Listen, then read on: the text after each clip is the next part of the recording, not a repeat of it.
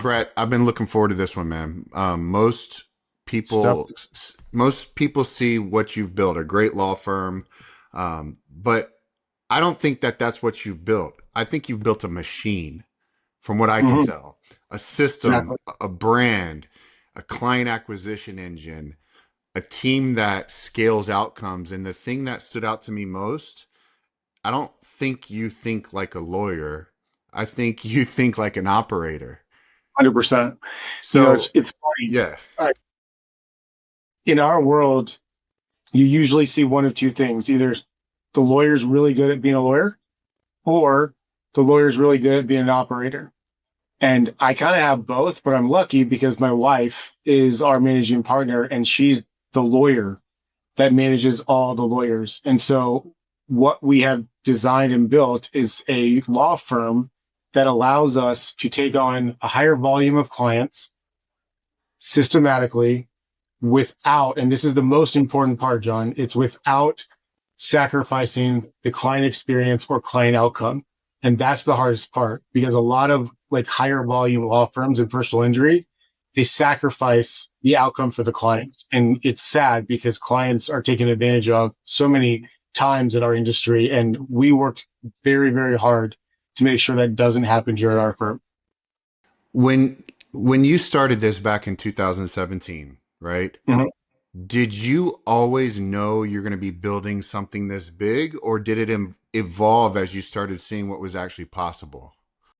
No, I knew exactly what I wanted to build. And I think that was part of my success as we grew. I started to mentor a lot of newer lawyers or lawyers that started their own law firm. And my biggest advice to them is before you start, think about what you want to be. And then every decision that you make moving forward needs to be driven towards that goal. Otherwise, you're going to be lost and you're going to sacrifice something in the law firm if you want to grow it. So I used to, I got my experience working from another high volume firm and they're much higher volume than I am or ever probably will be at this point. But what was nice about this is that I got to see what worked and what didn't work. I got to track and follow thousands and thousands of clients through the system, understood how to monetize these clients' outcomes to the best of their ability without, sacrificing anything. So from the very beginning, my main goal, John, was to change the perception of what we call billboard lawyers. The high advertising, the ones you see on TV, the radio, billboards. I wanted to change that perception because those lawyers in our industry are generally known as a firm that, doesn't take care of all of their clients. It's, To kind of churn and impossible. burn. Yeah. Exactly. So I wanted to be the firm that can do both, take on high volume of clients and also have great outcomes. So to do that, you have to have systems, KPIs, intake processes, and most lawyers hate that side of the business. Why did you lean into that? So when I started at my other firm, I got hired into the intake department. So from the get-go, that's kind of the experience that I got. I was watching marketing, intake. I got to review thousands and thousands of clients from the start, understood how to evaluate cases, what cases I can take on that other firms would see as a risk, because I knew how to make sure that those clients are taken care of. And then I felt like I wasn't a real lawyer. My wife was a huge Hmm. corporate lawyer at the time. She was in court. She did all the things that you see on TV. And I was kind of a little jealous of that. I was like, I didn't go to law school to be, intake marketing kind of guy. I want to be a lawyer. And so I Hmm. left that firm, joined a defense firm, and within months realized I hated my life. And that's not what I'm good at. That's not what I want to be good at. And so I talked to my wife and said, listen, I can go back to the firm that I worked at. We were getting paid very, very well at the time. Or I can do this myself. And I believe that I can do it better. So I took the next year, worked at my defense firm, saved up a bunch of money, lived off of one income and just, went for it. So when I realized what I was good at, it helped me make decisions to grow the firm that we have because I wasn't trying to be both. That was never Yeah. my goal. So it really, really does help the scaling and the growth of a firm, as young as we are, because I never tried to be anything that I didn't want to be. I stayed in my lane and I hired people that were better at that part and made sure that we worked together to see the vision. Would you say your firm runs more like a business with legal services or a law firm acting like a business? I think any successful law firm needs to operate like a business, 100%. Unless you're a litigator solo or trial lawyer, that just comes in to try cases for other firms. If you have a law firm with lawyers and, staff and everything, you have to think about it, or at least one person at the firm has to Somebody's think got about to. it Yeah. 100%. You have to have an Yeah. operator. Yeah. Here's something that I've noticed with founders like you, and I don't think anybody's like you. I think you're extremely unique, but they build incredible infrastructure inside the business, but outside the business, things aren't always engineered the way they should be. So let me ask you this. When you look at your world today, do you feel like you have the same level of control over your personal financial picture as you do over the firm? It's a really good question. Probably not as much as I would like to, because it's hard to balance both. You're either concentrating on one thing or the other. And I feel like if I concentrate too heavy on our personal goals and finances and making that to be where it wants to, it sacrifices the firm. And Mm, now, I have so many people that rely on me to make sure that their paychecks clear every 2 weeks and that their mm, families are fed and they can pay for gas and all that stuff, that my goal is always to make sure that the firm comes first. And I believe if you do that, you'll be successful. So yeah. could I use our money and our savings and to make more money and grow it in different ways better? Probably. Like I can't say that I'm perfect at it. But what's nice is that because I concentrate on making sure that the firm operates successfully, generally I don't have a problem with that. So the next step as we grow and scale, because we want to grow nationally, is to make sure that the money, the revenue that comes into that for our family protects my grandchildren or my grandchildren's children. Yeah. Because my wife and I's goal is to basically create generational wealth to make sure that, our families are taken care of. And then my wife is so good at making sure that our kids aren't spoiled, that they have good work ethic, that they, see that, money is not everything. And still have to be a good person, because the last thing I want is my children to be spoiled brats. I love that. I love that, but I also love what you said at the beginning, which is making sure that the families, your workers, your employees that depend on you to provide a paycheck every 2 weeks, and you know that you're supporting their families as well, and making sure they get paid before you get paid. I mean, that is truly founder mentality, right? And a lot of people don't understand that as entrepreneurs, we make a lot of money, but we're also the first to make sure other people get paid before we do. Um, Absolutely. because I imagine with contingency fees, growth goals to go national, your marketing spend has got to be crazy. You probably have years where income spikes really hard, Yep. but sometimes the timing isn't always clean, right? How do Exactly. you, Brett, how do you currently think about that? Do you feel like your tax strategy is something you're proactively engineering or something you just kind of reacting to every year? A little bit of both. I mean, I have a great accounting team. I have, controllers in-house at the firm, and then I have accountants that work with them, on a monthly basis. And it really comes down to cash flow management. That's the biggest goal on a contingency type of firm, because you have to project and you have to make sure that you're looking at your inventory so you know what will be coming and when. Obviously, we're not always perfect. The last quarter of last year was really bad for us, and I ended up having to put a bunch of my own money back into the firm to make sure Mm. that our lines of credit weren't used, because I want that in case of a last And ditch word. and that wasn't it. Even you having to put money in, that wasn't it in your mind. Right, for sure. And so we they work very heavily. They make sure that, our taxes are done well. What's nice about, our firm is that because we're so cash flow heavy, most law firms aren't able to take advantage of a lot of different tax strategies that other entrepreneurs can take advantage of. But because our spend and our overhead can get very, very high, it's always easy to make sure that, our taxes are as low as possible. We Yeah. can, if we have a really stellar year, I can always prepay my ad spends and Yeah. just, pay our marketing teams and pay our, the different advertising firms that we work with up front. And are you having those conversations on a consistent basis to look at where you're at currently in the year, what the projection is for the revenue coming in to do those things proactively, or they tend to be hurry up and react to get it done?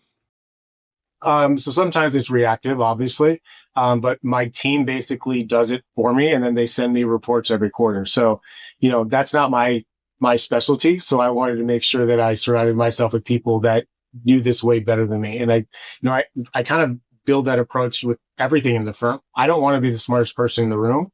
I want to learn and hear and listen to others. So I take the reports that I get every quarter, and then I meet with our controller and my main accountant and ask questions to learn why we do these things. Why is that the most important thing? And because we are so heavy on our overhead, John, I can get $1 million fee, and sometimes I don't feel that. Like Yeah. that just goes right back into the system. So to really take advantage of like the high end strategies, I need to be getting like multiple millions of dollars from a single settlement. And then we can take advantage of different things like deferred, fee payments, structured settlements, stuff like that. And I know, like, based on talking to you, there are other things that we can take advantage of and really, really make sure that we're the most optimized for the tax strategy part of the firm. By the way, every time you say John, I feel like you're talking to somebody else. I know. JMac. So I'm curious about this. You've said publicly that your business is expensive to run, hiring, marketing, scaling. All of it requires constant capital. Mhm. Have you ever had moments where the business is performing, but the cash flow timing doesn't match the opportunity in front of you? And how do you navigate that? Yes, obviously. I mean, that's kind of what happened the last quarter. We had some good cases that resolved, but when you go up against different entities, or maybe like a public entities like a city or a state, they have to go through approval processes to get the settlement money, and it could take 3, 4, 5 months to get that money. And After victory.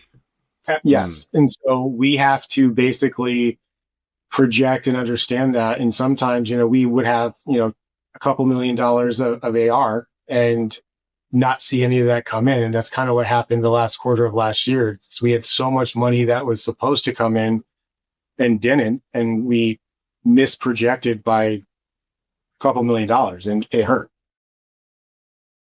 well, thanks for being candid on that. And let me ask another couple. So we're going to start to get some fairly uncomfortable questions, but if you don't want to answer, don't, but please do because it'll be super helpful for the listeners. Um, you've built something completely meaningful, multiple offices, team, brand equity.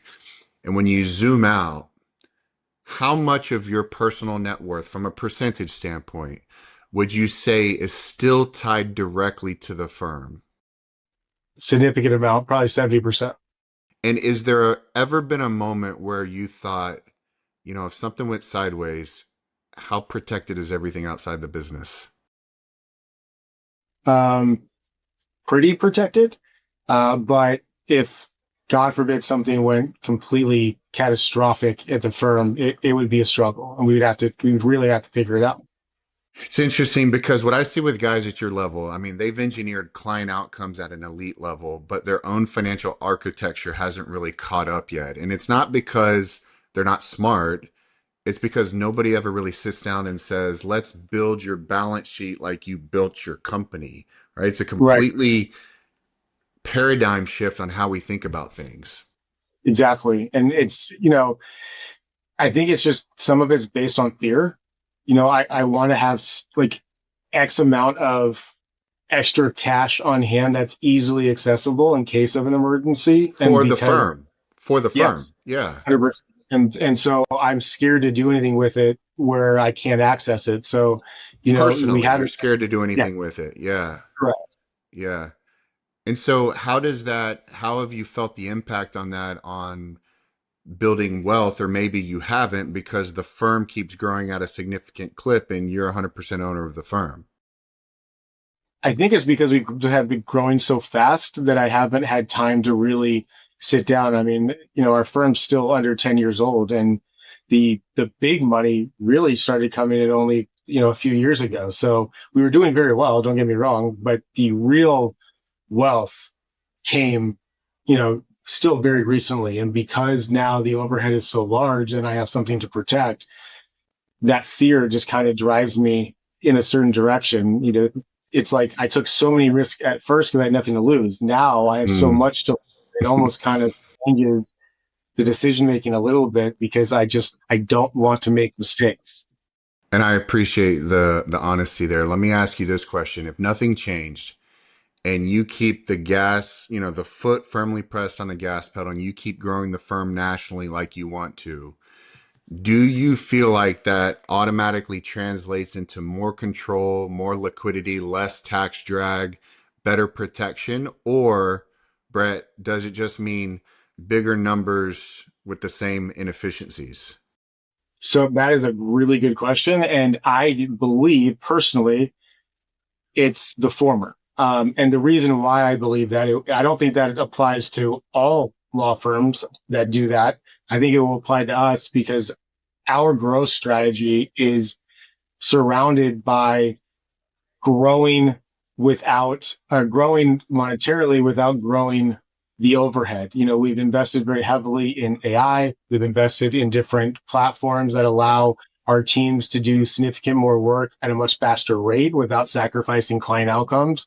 And basically anything that's a repetitive task in our firm, we're trying to get AI to do it for us. Like, Mm. we used to have 3 different mail clerks just to go through the mail.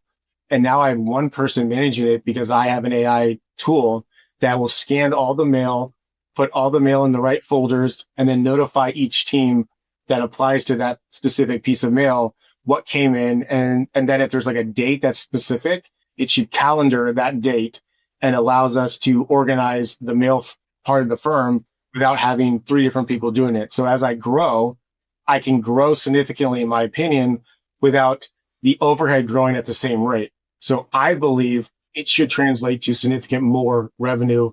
Profit margins should grow significantly. In a high volume law firm, generally, 25% is killing it. My goal is 40%. And when you do that, the way I understood you describe that is when you magnify the size of the company and you take it nationally, it's not a pro rata increase on the fixed expenses and on the tools and the overhead, right? You're going to be able to have economies of scale as you get bigger. Is Exactly. that Like right? right now, our main firm, which is located in Orange County, we are already set up right now to take on about 30% more without having to add anyone. That's impressive because I've seen this a lot. Founders wake up one day and realize, man, I built something massive. I built something incredible, but I didn't structure it in a way that fully benefits me as the owner. Has that thought ever crossed your mind at all? All the time. I mean, there were years where, my attorneys were making more than me. And I was just like, what are we doing? Like, how is this happening? And, you take a deep dive and you make major changes and you pray that it works and know that it'll take time. And, about 4 years ago, that's what we were doing. We had so many people that, my payroll was almost $800,000 a month. And I was like, what is going on? This is crazy. Like, let's look at how we're structured, how the teams are set up, who's doing what. And we found a lot of fat that we cut because we actually cared and thought about it. And I think a lot of business owners don't necessarily do that when things are going really, really well. I care very significantly about making sure that we're always in a growth mode. And to do that, you have to have the cash. So if the margins are small, I mean, back then, we were doing like 10% margins and I was like, that's not enough. So we have to re-strategize. So all the time that happens. And you're at 25% currently, or you're at 40%? Well, I want to be at 40%. Last year we're at Okay. 17%, but overall in general, if you look year over year, it's approximately 25% right now. And when you did your projection of getting to 40%, I mean, is there a possibility to get even higher than that? Or is that like the ultimate pinnacle to be at 40? No, I think you can get higher than that. I'm just trying to be very conservative on Okay. the growth projections. And again, looking at the industry as a whole, 40% is just literally just slam, like home run, grand slam type of stuff. I mean, these firms that have hundreds and hundreds of employees, I obviously they're not going to tell me the truth, but I usually take what they tell me and cut it in half. So I know that at 40% we're better than 99.8% of other law firms that are our size. And you guys are successful at 17. Uh, yes, Relatively, right? Obviously, you want more success and more profit and bigger margins. But sure. so is the goal complete world domination, or is it to sell at a certain point? Do you want to acquire? Like, what's the goal? Great question. And sometimes it changes. There was a time where the whole goal was to exit at one point and be able to build something that was so recognizable that any other major brand would want to come in and take it. And that I made that decision about a few years ago when I changed the law firm from Sachs Law, which is, us, to MVP, where I can remove myself and my wife from the firm's, you know, global picture Yeah, so that founder free. Yep. which is great. However, very recently, based on different models and different ways that you can acquire law firms and MSOs and different structures that you can do, and meeting really good people that are really good at that. Now the goal is to basically generate an operation where we're acquiring, either percentages of other firms or the entire firm itself, and allow lawyers to be a lawyer and not have to think about the operations or the structure of their law firm, because there's so many lawyers that are just good at being a lawyer and they just don't think about their firm as a business. Let me take that on, let my team take that on and build an infrastructure that really helps operate other law firms across, the country. I love that vision. If someone were to sit down with you, not to sell you anything, but to actually map out where there's potential tax drag, in addition to what your team is already doing, where liquidity is getting tight, where risk is sitting unnecessarily, and how to restructure that without slowing down your growth. Is that a conversation you're even able to comprehend at this point in time and have right now? Am I able to comprehend it? I don't know. Am I willing to have conversations? Always. My whole goal in life is to never say no to a potential opportunity. I'm always willing to hear people out and see if it works for our team. I have phone calls and Zoom calls weekly about new potential opportunities, and 99% of them don't apply or work out very well. But I never say no to doing something different or new because I always want to learn how to be better at what we're doing. I'm never going to be complacent, and I'm never going to think that we know everything or that we're perfect. Because once you get complacent, I believe you start to die. On that note, what happens if Brett gets hit by a bus on the way home today? Luckily, my wife is still here, which is great. We have a lot of key man insurance policies and death policies that would go into effect that would give the firm a lot of cash flow. But it's nice that my wife and I, are here together, so that if God forbid something happened to one of us, the firm, in my opinion, wouldn't change at all. They wouldn't feel it. Does she have the vision to be able to take it? Does she have the same goal to take it national like you do? Would that still continue, or would there be a pivot in the future of MVP if that were to happen? You know what? I honestly, I don't think I've had that conversation with her. I don't. I believe she would want to continue the vision, just because she'd obviously want to live up to the legacy of what we're trying to do together. But at the same time, I don't know how that would affect her. Like, I don't think either one of us would know how that would affect us. Like, God forbid something happened to one of us. Who knows? I mean, Yeah. I could be so distraught that I'd just change everything and just protect the family. So it could change, but I would like to say that it would continue. But you've definitely set it up in a way where, because we've talked about this, you and I, you can take some time off and the business doesn't actually suffer. It continues to thrive, right? Well, So in a way, there would be a time for grieving, but my question is really more about the absolute vision. Like, is it aligned? Are you guys both aligned on that? And it sounds like a conversation over a cocktail. for sure. I know that right now we're aligned, right? We talk about it, all Yeah, the time. We're very much aligned in that. But again, God forbid something happens. I have no idea how she would feel. But what I've realized in the last year and a half, when I've kind of backed up and kind of only managed the firm from like a big picture and allow the leadership team and allow everyone to just do their stuff and not really micromanage them anymore, is yes, the firm is definitely self-sustaining. It can do very, very well without me involved heavily. But the unfortunate nature is that I've realized it can't grow or it won't scale. grow. Yeah. And so my next goal is to work with the leadership team, work with some coaches that I've talked to recently to develop systems and procedures on the higher level, which is that wouldn't touch the firm itself. It's just the leadership team would have a different infrastructure by itself. It's almost like a separate business, in my opinion, so that I can still remove myself. I can still work on, relationships and branding and building and opening those other offices in other states, which would take a significant amount of my time. There might be months where I never walk back into the office. When that happens, the firm still needs to be in growth mode, not, sustain mode. So that's my next goal. Well, and it's also to piggyback off what you said a few minutes ago was partnering up or, aligning with those firms that can help you take on those MSOs and help scale and grow those firms as well, right? All right. So is there a particular case or a particular cause or something that you can talk about that you want to expose to the listeners here? Something that you're really passionate about right now?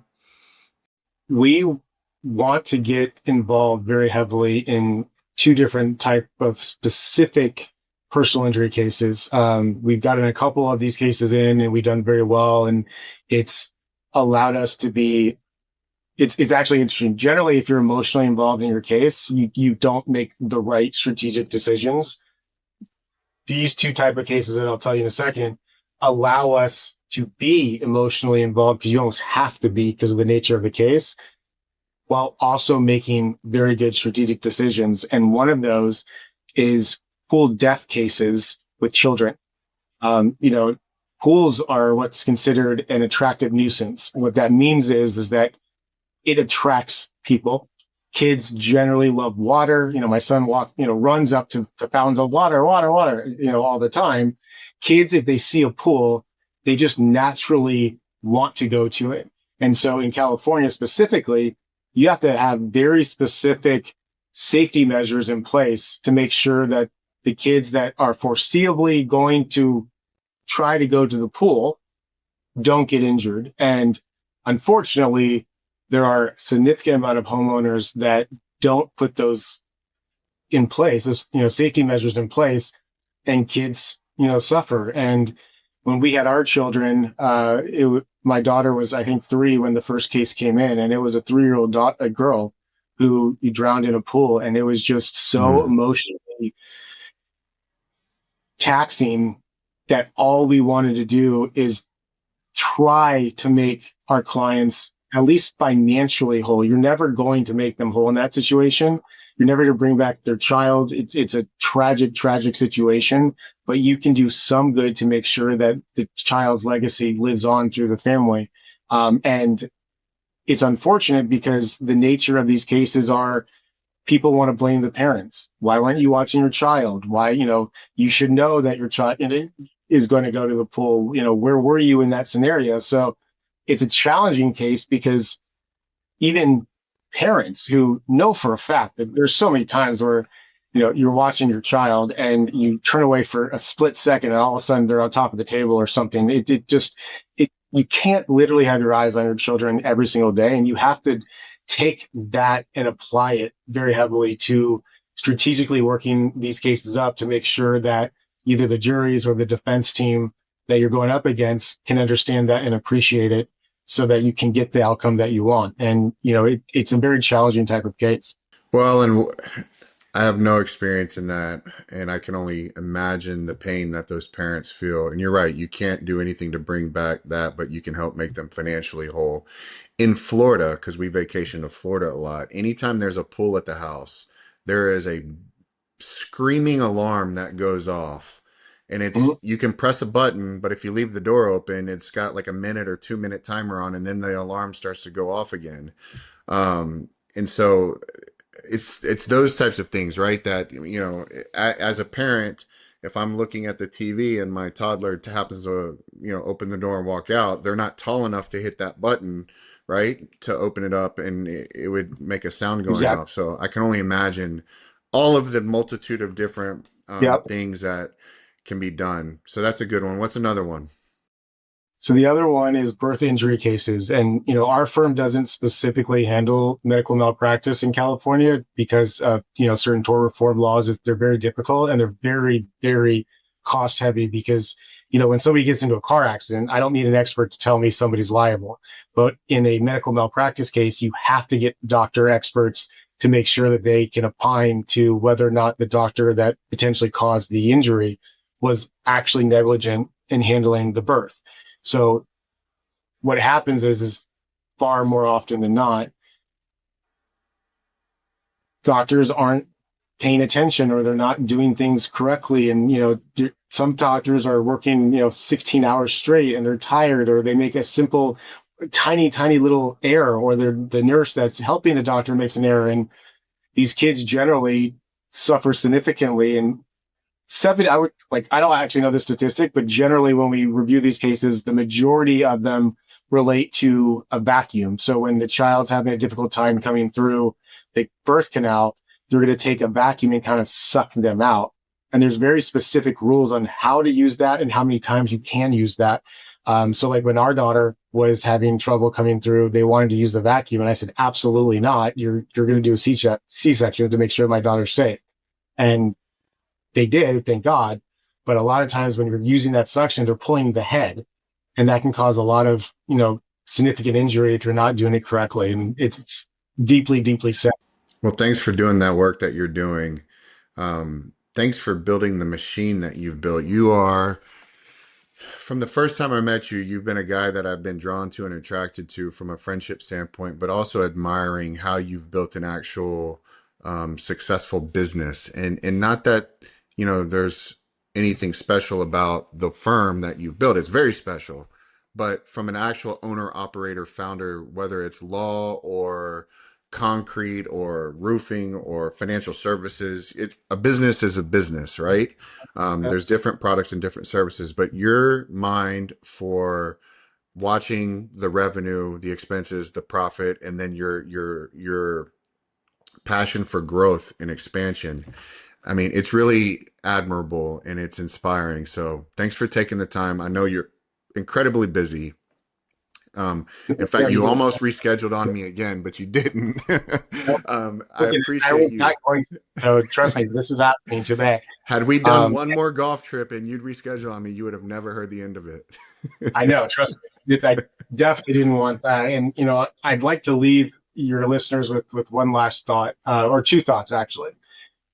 Part of our success is making sure that, there are certain things done on cases and making sure that the team is diversified so that people can specifically handle the things that they were hired for and only that stuff. Because if you're trying to do 14 different things on a case, it just goes slower. You miss things, you forget things. It's too hard to organize. So we set it up so that each one of our clients has approximately 5 different people working on their case in the background.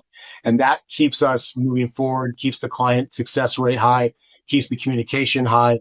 And that's one of the reasons why we're so successful. And you have to balance that with, too many people and too Mm-hmm. many different departments. And, we've gone through those struggles. But getting that right really does help a successful business grow. And the second thing I want to leave your listeners is once I started to realize that a business is a business, and the key concepts of scaling a business and growing a business can translate industry wide, it got a whole lot easier because for so long, I never did masterminds or talk to other business owners in other industries because I thought it wouldn't apply to us. They wouldn't know how to organize or help me because things were so different in a contingency fee basis firm where I'm not getting my money until we're successful. And so once I changed that mindset and started actually talking to, working with, meeting with, and becoming friends with other successful business owners, I realized, wow, it does translate to any firm or any type of business, and I can scale and grow a lot faster because there are ideas I never considered or thought of that my other friends can help me with. So if you're starting a business, just know that all you want to do is surround yourself with people that are more successful than you, that have developed things that you haven't developed, and run into the problems and sacrifices that you're going to inevitably do and come to, and really listen and really have an open mind, because that's the way I believe that any true business owner will be successful. Bro, that's a mic drop. So, Yep. Brett Sachs, MVP, his IG information is going to be in the description. He's a great follow on Instagram. We'll have a Thank you. link to the website as well. We're going to have you on again once world domination has set in and you've spread across the country. We'll have you on again and check in and see where things are at. But in the meantime, Brett, thanks for joining the Uncommon Wealth podcast. My pleasure. I'll come in anytime you want. As long as it doesn't interfere with anything else. Yep. Mainly golf. And golf. All right, Brett. Thanks, man. Thanks, brother.